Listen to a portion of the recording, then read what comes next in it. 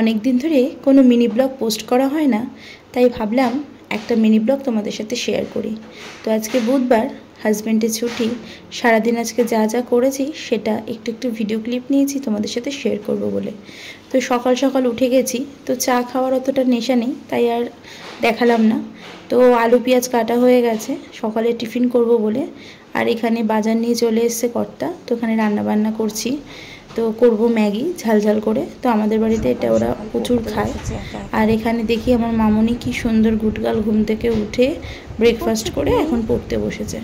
সোনা মা তো একটু লজ্জা লজ্জা পাচ্ছে, বুঝতেই পেরেছে ভিডিও করছি, প্রথমে বুঝতে পারিনি। তো চলো কি কি বাজার নিয়ে এসছে, মাছ বাজার দেখে নিই। তো আজকে সেরকম বেশি কিছু আনতে আমি মানাই করেছিলাম, তো ওই কারণের জন্য ও নিয়ে এসছে এখানে ভোলা মাছ। তো অনেক দিন ওই রুই মাছ খেয়ে খেয়ে আর ভাল লাগছে না, বললাম একটু অন্যরকম মাছ নিয়ে আসো। তো ধনে পাতাটা পেলো না, নাহলে ধনে পাতা দিয়ে ঝাল করতাম। তো অসুবিধা নেই, করেছিলাম, সবাই বলেছে খেতে ভালো হয়েছে। টানা টানাই ঝাল করেছিলাম, এসব মাছে টানা টানা ঝালই ভাল লাগে। আর মেয়ে যেহেতু জানে ওর বাবার ছুটি থাকলেই মাংস হয়, তো আমাদের জন্য সেরকম আর আনা হয়নি, তো ওর জন্য একটু মাংস আনা হয়েছে। আর একদম তো অল্প আনা যায় না, আর অল্প আনলে মিটের স্টমাক দেয় না, আর ও মিটিটা খায়, তো এই জন্য ওই 500 মতো নিয়ে এসেছিলো। তো এই যে মাংস আর ভোলা মাছই নিয়ে এসছে। আর এই যে রান্না করছিলাম, এই ভিডিও করতে করতে রান্না করাটা খুব টাফ, জানো তো বন্ধুরা।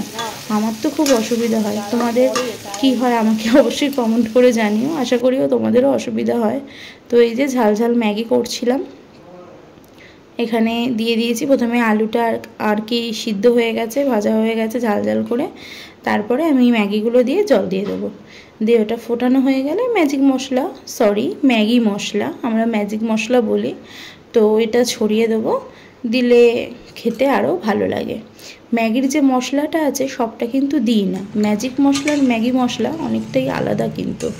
তো পুরোটা দেখালাম না, কারণ ম্যাগির ভিডিও আমি অনেকবার পোস্ট করেছি, তাই আর তোমাদের সাথে শেয়ার করলাম না।